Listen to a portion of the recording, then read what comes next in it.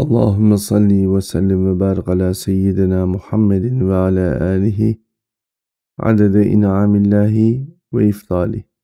Euzubillahimineşşeytanirracim. Bismillahirrahmanirrahim.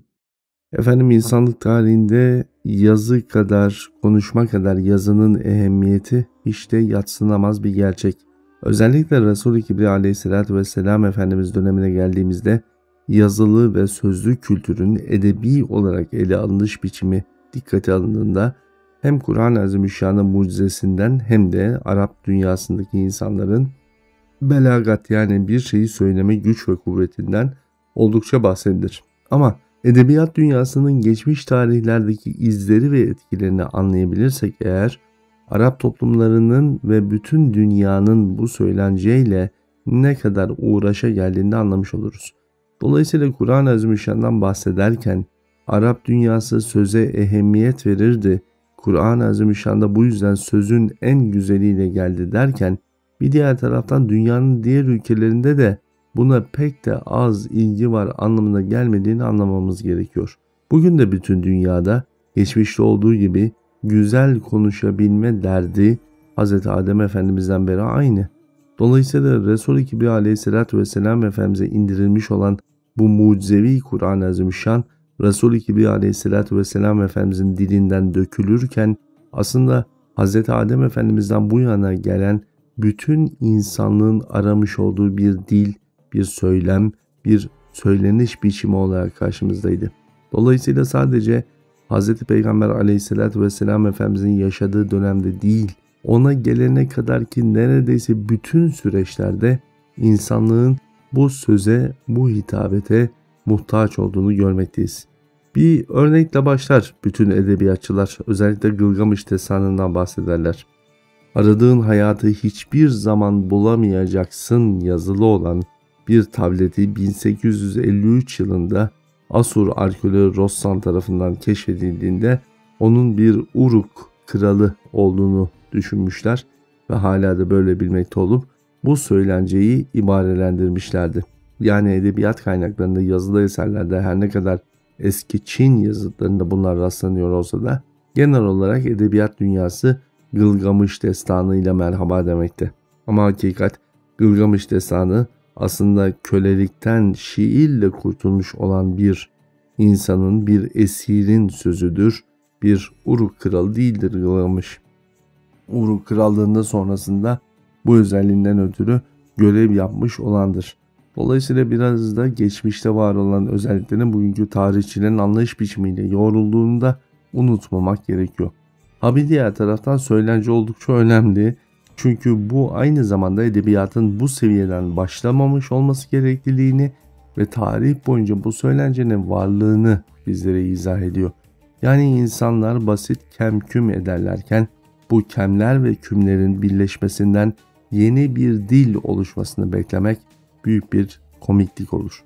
Hadi bir tane oluşturduk diyelim. Bugün dünya çapında konuşulan 80 bin civarında dil varken, hele ki dünya tarihini düşündüğünüzde kaybolup gidip unutulanları da bir araya getirirseniz, hele ki şive filan derseniz akıllar almayacak adetteki dilin insanların anlayış biçiminde kendi kelime dil hareketleriyle oluşabileceğine inanmak oldukça zor değil, imkansız. Dolayısıyla dillerin yaratılmış olduğu gerçeğiyle bitmiyor mesele. Edebiyatta dilden düşen hakikatin geçmişten geri gelen hikmetle bezeli olduğunu unutmamak gerekiyor. Hikmet dediğiniz şey ise mutlak surette mucizevi bir imkan, yani vahyi ilahi ve dahi ona muhatap olan bir İslam peygamberini gerektiriyor. Efendim, tarihte ondan daha eski eserler var demiştik ya. Onlardan bir tanesi de milattan önce 29. yüzyıla kadar uzanan üstün insan ne yapmalı sorusunun cevabını arayan önemli bir başyapıt diye tabir edilir. 5 klasik ve 4 kitaptan oluşan bu tabire dahil olan usul, Konfüçyüsçülüğün temel referans noktası olarak karşımıza çıkar. Çin'in mitsel ilk imparatoru olan Fuzi, Çince yazman sisteminin temeli olarak trigomlarla kehanet yönetimini geliştirdiğinde bu yazı biçimine de yer vermiştir hayatında. Dolayısıyla karşımızda bir de girift edebiyat olarak adlandırabileceğimiz çeşitli vesikalar var. İnsanların gizeme olan ilgi ve alakasının edebiyat dünyasının daha miladın öncesinde var olan değerlerle anlatıyor olması, üstün insan olabilme gayretinin Nuh tufanından önce beyan ediliyor olması, yine bizim Siyer bir yolculuğumuzda Nuh tufanından önce anlatmış olduğumuz üstün teknolojik hayatın varlığına dair önemli işaretler olarak karşımıza çıkar. Milattan önce 3. yüzyılda, milattan sonra 1. yüzyıla kadar devam eden Sanskrit edebiyatına Vadalar ve iki büyük epik şiir Mahabharata ve Ramayana damgasını vurmuştur. Şöyle derler: İnsan kaderini haktan değil de bir sicime dişilmiş tahta bebektir. Efendim, bu noktada kaderle ilgili mevzuatın bir edebi metne düşmüş olması ve bu metinde tanrılar bir kişiyi yenilgiye uğratmak istediğinde önce onun aklını alır ki her şeyi yanlış görsün beyanatı, sanki bugün geçmişe seyretmeye çalışan tarihçilere ya da bütün dünyayı sadece bilimle anlayabiliriz diyerek dinsiz bir bilimi din haline getirme serüvenindekilere incelikli bir hiciv olarak karşımıza çıkmakta. Ama ne yazık ki artık bir hiciv değil, bir gerçek gibi karşımızda durmakta.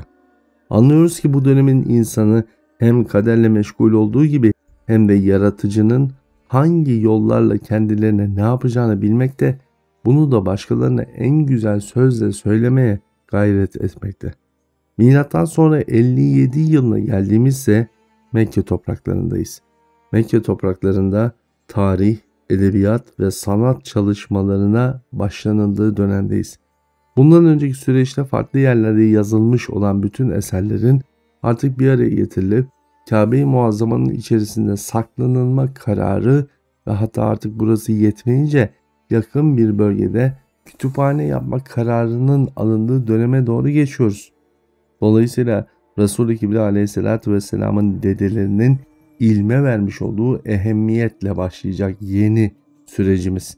Bu süreçte edebiyat kavramı, Arap dünyasının dünyanın farklı ülkelerinden gelen destansı özellikler ve güzel sözleri yazmak üzerine önemli bir kültüre sahip olduklarını unutmamamız gerekiyor. Yani dünya edebiyat tarihinde en güzel sözleri ve hatta insanların söylediği sözlerin özeti nerede bulabiliriz sorusunun en güzel cevaplarından birisi de Mekke-i Mükerreme'dir. Dolayısıyla musikinin ve özellikle bestekar unsurların daha ziyadesiyle yer aldığı Medine'ye nazaran Mekke, dünya edebiyatının özünü içinde barındırmıştır yüzyıllar boyunca.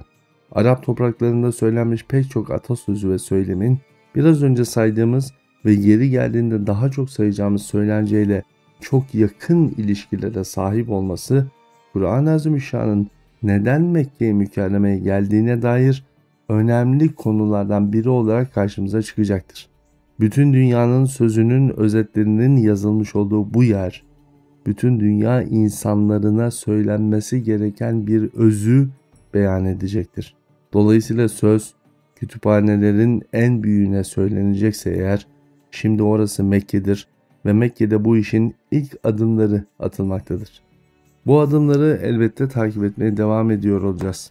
Ama yarından itibaren her gün yeni bir şey, her gün bilmediklerimizle yolculuğumuza devam ediyoruz.